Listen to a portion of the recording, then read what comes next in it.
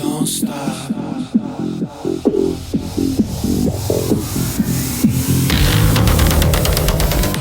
Hi, thanks for joining me on the Everything and Anything and a Bit Gay podcast. And this is Everything. And I am your host, Zach Randalls-Friedman. This is my weekly This is Everything segment where I pick a topic that I want to talk about. And usually it's something that's not super campy or it's always gay because I'm talking about it. So everything's gay that I talk about mostly. But today I want to talk about something a little bit more serious. So let's talk about being a gay, queer, LGBTQ plus person in a red state. So my brother lives in a red state, and we have had multiple conversations about possibly, and I'll just start off, it is not happening. We are not moving to the state my brother lives in. I am not moving to a red state. But we did live in a red state at one point. We lived in Dallas, Texas, and Dallas is like kind of an anomaly in Texas where it's mostly like okay to be gay. Nobody really cares.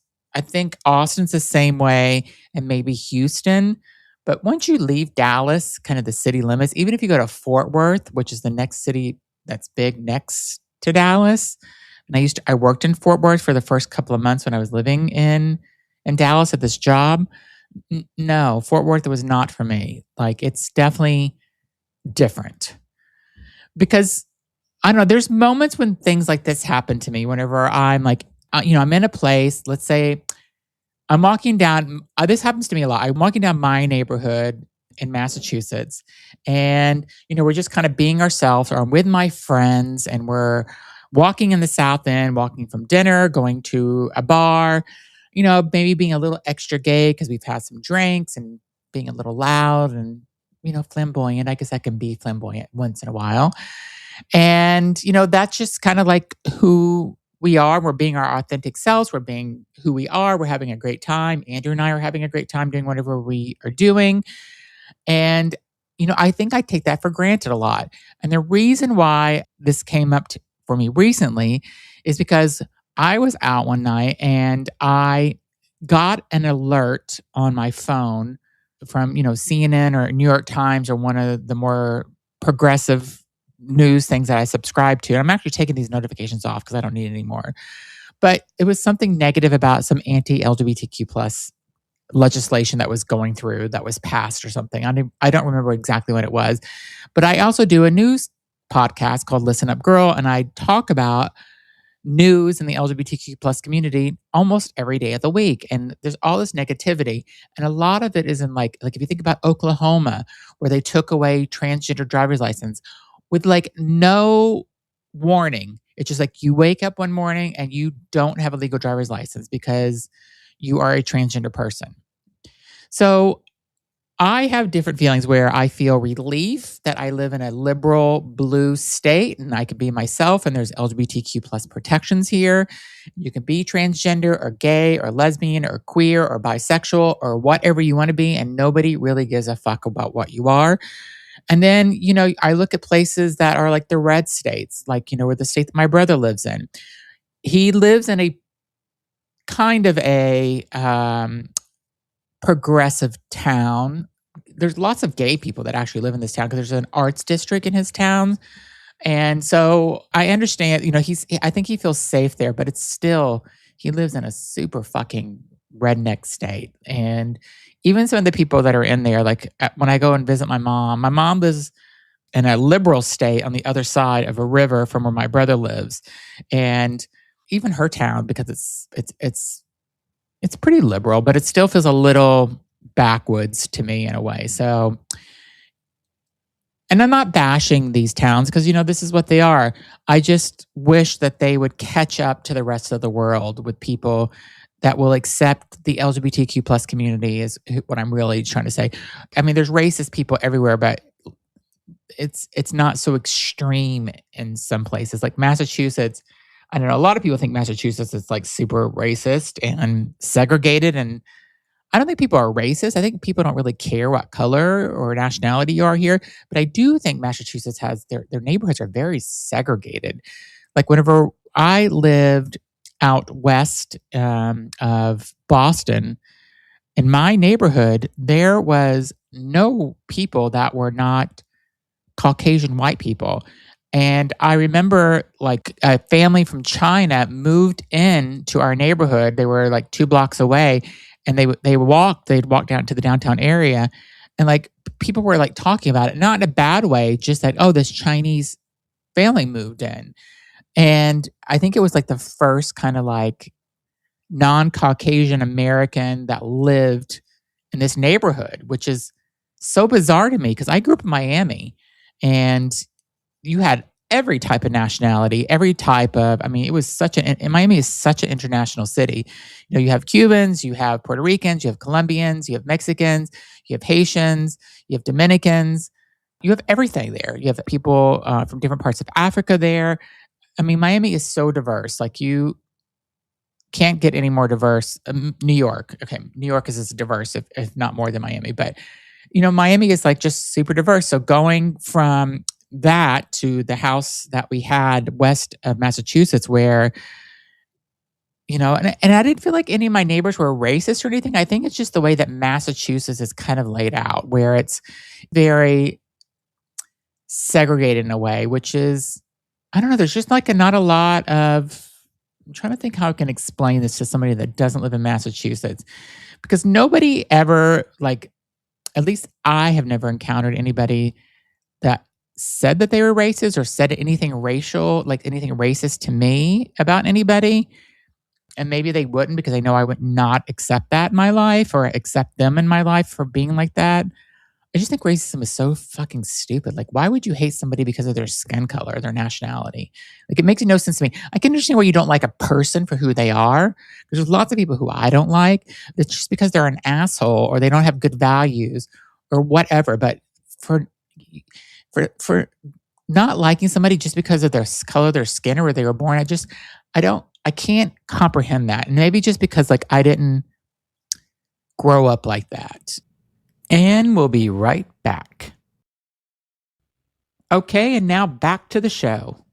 So I don't know. Some people, I guess, I do think that racism is taught, because if you look at these videos that I've watched, and I always reference TikTok, but I watch a lot of these videos on TikTok where there's this dad asking their kid.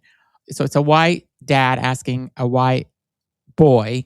I remember this video in particular because I watched it several times. He's like, "Oh, who is your best friend?" And he's like, "Oh, my best friend is, we'll just say John is my best friend." "Oh, okay. So what's different about you and John?" He's like, "I don't know. Like, he's taller than me." He's like, "Okay. Is there anything else different than John?" "I don't know. He wears shorts sometimes, and I wear jeans most of the time." "Nope. Anything else though that you can think of?" And he's like, "No." He goes, "Did you ever notice that he was black?" And the kid's like, "Oh, no, not really. I didn't notice." And I love that, because kids, and the father was just trying to like prove a point to the people watching his video that kids don't really see color or the racism. It's all pushed into them by their families or people they grow up with. It's learned. Racism is learned. And it's sad that we can't get to a generation where there's not racism so we can like eliminate that. But that's the world we live in. And I will acknowledge that I have privilege where I live, and I don't have to worry about things. I live in a safe neighborhood. I acknowledge all that. And I'm not trying to act like, I have such a tough life because I'm part of the LGBTQ plus community, because I don't. My life is pretty safe. I can walk outside. I have gay friends. I live in a very gay-friendly state/city. And that's one of the reasons why I don't want to like leave here. And I don't want this to come across the wrong way, but Andrew at one point is like, "Oh, I think we should move because the housing cost in Massachusetts/Boston it's so expensive to buy, a 3 or 4 bedroom house. Like it's ridiculous. The housing market right now is just like inflated, and it's just not a perfect time to buy." But I like living in New England. I like living in Massachusetts in particular, the first state that had same-sex marriage and stuff. And it's just like a place where there's not a debate happening about being part of the LGBTQ plus community, where in other places, they're trying to come up with these rights and these bills, take rights away and come up with these bills and put them in legislation to be passed as laws and to take away, even for you to use the bathroom as a transgender person, they're trying to take that away. I mean, imagine you're transgender and you just want to use the bathroom and they're trying to make a law where you can't use a bathroom. I mean, it just baffles my mind, like why people focus on these particular things when there's so many other things that the world could be focused on. But getting back to what kind of I wanted to talk about today, it's just like being a person that is part of the LGBTQ plus community who's queer, gay, bi, trans, whatever you are, and you're living in a red state. And people that live there, think that you're an abomination, basically. They think that you being part of the LGBTQ plus community, that you're going to hell. And there's nothing that you can do to change their mind because that is how they were raised and that is who they are. And unless they have a gay LGBTQ plus grandchild that for some reason changes them, that's who they're going to be for the rest of their life. And when you have a concentration of people that feel that way about LGBTQ plus people, or they are racist, it's just like not a state that I would want to be a part of or I'd want to live in. And I feel horrible for people that live in these states that are part of the community that I'm a part of, or they are not a white Caucasian person and they are, being judged every time they go to the supermarket or they go to a doctor or they go to a CVS or Walmart or Walgreens or whatever. They're being judged. They're being looked at. I see these videos also online on TikTok and stuff where, a black person will walk into a store and they're being followed by the undercover security just because they're black. White people steal too. Like, why do they think that a black person is going to steal more? It's ridiculous. And it's the red states where this shit is happening. Again, I grew up in Miami and there were a lot of things that I, experienced early in my life that Miami is now, or Florida is now really a red state though. Whenever I grew up, it did not feel that way. And especially in Miami. And maybe, I think Miami is turning, maybe it's purple right now, but I would never live in Miami again. I would never live in Florida again. I don't even want to go there to visit because I don't want to give the state my money because Ron DeSantis has completely destroyed that state. But, even in Miami with all of the openness that it had for people and all the different cultures and stuff, there was still racism in Miami. Some of the Cuban people didn't like the Puerto Ricans. Cubans definitely did not like the Mexican people that were there. Some of the Cuban people did not like the LGBTQ plus because these macho guys feel like they're always hitting on them. My neighbor that I had there was an older white lady, and she was old school from Michigan originally, lived in Tennessee for a while, but really was in Miami for 30 plus years. And one time we were on the phone and she dropped the N-word saying about something that happened at her at a supermarket. I'm like, oh, no. You can't say that. She goes, oh, it's just a word. I'm like, nope, you can't say that. And no matter how old you are, like you can't get away with that. And you can't say, oh, she's older and that was her generation. Nope, that's not my generation. So you can't say that. But there are people that are super racist in Miami. The city that I grew up in, south of Miami, is so fucking like there's a lot of different people in that community of all different nationalities and colors and stuff, but there are some true rednecks in that town. So and the town is just changing so much, and I have no idea like how anybody would want to live there. And the town is like, it's exploding with the number of people that are going there, and I could never ever live there again. So one of the things that Andrew has ran by me as we talked about the housing prices in Massachusetts is like, why don't we move somewhere new? I said, well, where would you want to move new? So he gave me a couple of suggestions. One, he said, let's move to the state where your brother lives. And I said, he's like, we could buy a house in cash there and not have a mortgage. And we'd be near your mom, just across the border, across the river from your mom. And, we'd have your brother there and you would have your cousins and aunts and stuff. And I'm like, nope, not doing it. And I told one of my aunts that lived there, grew up in that area, and then moved. And she's like, "You do not want to do that." I'm like, "No, I have no desire." And I finally had to just break it down and tell Andrew, like, don't ask me about moving there. I am not doing there. This state has some of the most restrictive anti-LGBTQ plus legislation that's happening. They don't believe in gay marriage. They want to bring back conversion therapy. I'm just like, I'm not living there. Like where my brother lives is a little bit of a bubble, but it's too little for me. And I'm not living there. Yes. Would it be awesome not to have a mortgage and to have a big house there? Yes. But I can't live in that state. I just can't do it. And there's nothing to fucking do. It's like boring. And it would be me and Andrew and my family. And I have nothing in common in those people that live there. And and I'm not doing it. So it's not my cup of tea. I have lived in the Northeast for so long. This is my home and this is where we're staying. All that being said, since I said no to this Midwestern state that Andrew wanted to live to be near my family, um, he's like, "Well, what about New Hampshire?" And he has a good friend, Stephen, and that lives in New Hampshire. But Stephen lives on Lake Winnipesaukee and has an amazing house. Stephen also has a house in Miami. Stephen also has a house, I think, in Palm Springs. So Stephen has houses all over, and Stephen doesn't have to work. And Stephen has like a really amazing life with his partner, Keith. And Keith gets to work remote for his job, and they live right on the lake, and they get to go to Miami during the winter, so they don't have to deal with it. And like, great, they have an amazing life, and I love the two of them, and I think they're great. But we are not Stephen, and we are not going to be living on Lake Winnipesaukee. And even if we could live on Lake Winnipesaukee, it is still New Hampshire. And when we go visit Stephen and we are driving through New Hampshire, we have seen plenty of Trump signs. There have been a lot of Trump signs. There were less during this election time, but in the past, there's still a lot of Trumpers there. And whenever you kind of go through some of these areas off the highway in New Hampshire, no. You need to be near the coast, I think, in New Hampshire or Portsmouth really to be able to handle New Hampshire. But it's just something about New Hampshire I'm just not into. It's just a little too rednecky, a little too country for me. They're a little too red still.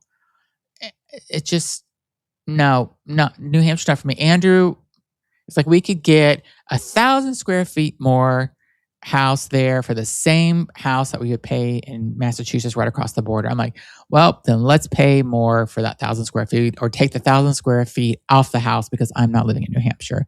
He finds these towns that are being like revitalized in New Hampshire, and he talks about them constantly.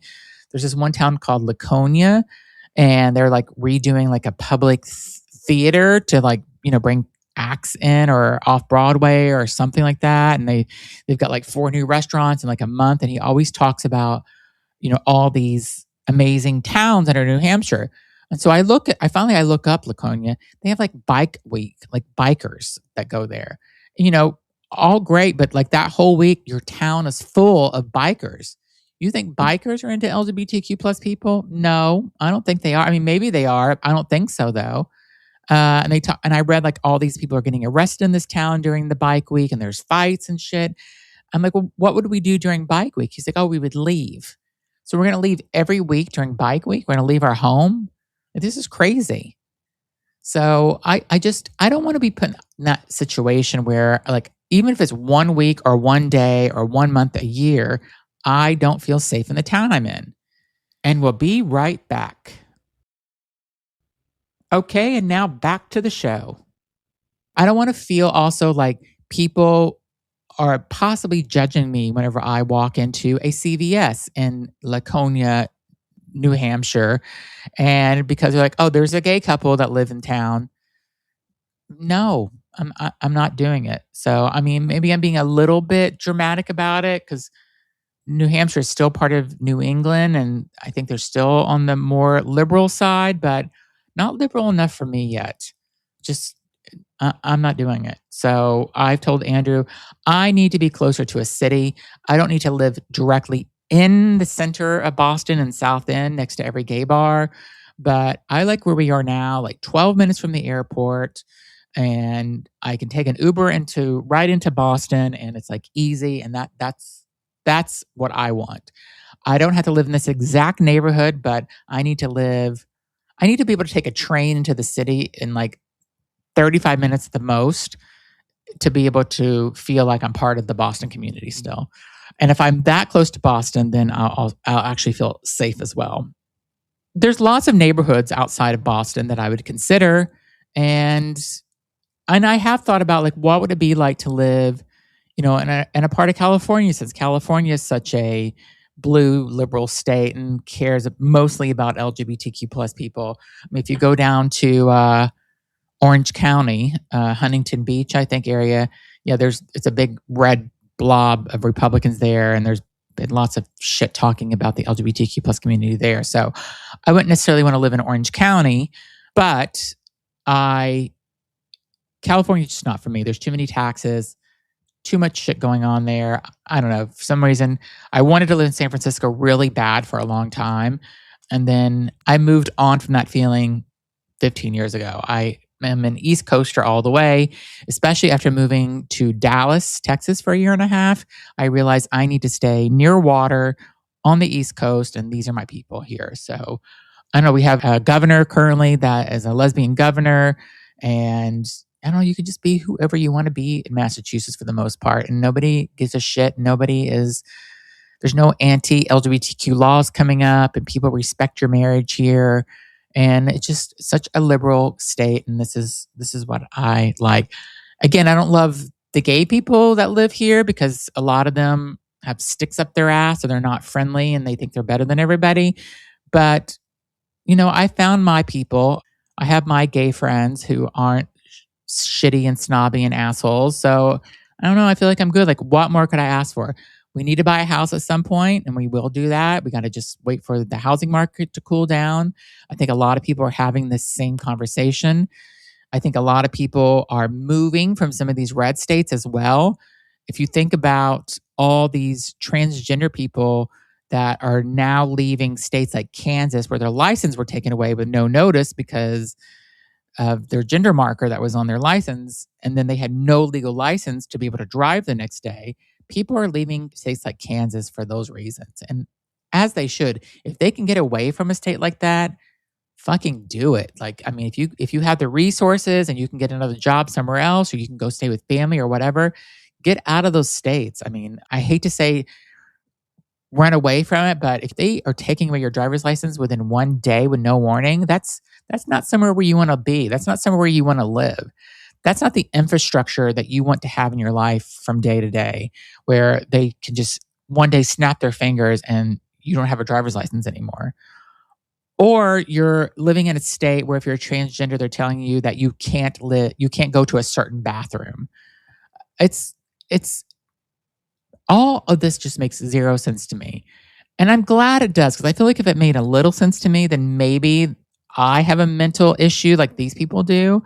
But all this stuff against trans people, against LGBTQ plus people, the whole ICE thing against kicking people out of this country, it's beyond me. Like, I can't comprehend it. Again, I'm glad I don't, but I wish I kind of understood it some reason. Like, is there something that happened to these people? Did something happen to our current people that are in charge of the government for them to hate transgender people that much? And what is it? Like, what happened? Did they get rejected did the orange convicted felon who's running this country, did he once try to pick up a transgender woman and she rejected him? So now, because he was rejected, he is now just bashing out against them. He doesn't like them. I mean, I feel like something stupid like that is the reason why we waste so much of taxpayer money and so much of government time trying to hold back less than 1% of our population and put these bills out there. I mean, over 700 anti-LGBTQ plus bills have gone through just in the first half of 2026. They haven't gone through, they're on the table. They haven't been passed. Some of them have been rejected. Some of them are still being looked at. But that's over 700 bills. It's really insanity. We should be worried about this war in Iran. We should be worried about price of gas. We should be worried about people that can't feed their families. There's so much more we should be thinking about, and not about how a transgender person, which bathroom they're going to go to. Why? Back to my whole point about where I have chosen to live. I'm staying in Massachusetts. Maybe would I move to Maine? Possibly. But Maine is like also very far from an airport. I need to be near an airport because we travel a lot, and Portland, Maine airport, as I've been to before, there is nothing flying in and out of there, that places that we're going to often. I need somewhere that will fly to Europe. I need somewhere that you can take international flights to. And I need to be able to go fly to see my mom without having to switch flights, or be able to go to California, to San Francisco without having to switch flights and all that. I need direct flights to places. And that's what Boston Logan Airport offers. And if you're living in a smaller airport, you're living in New Hampshire, you're going to Manchester Airport. If you're living in Maine, you're going out of Portland Airport. Those airports are too small for me. I need big city. I also need a place where I can go shopping and get anything I want without having to order online and wait 5 days for it to get there. I like Amazon Prime next day delivery between 4 and 8 a.m. I like that.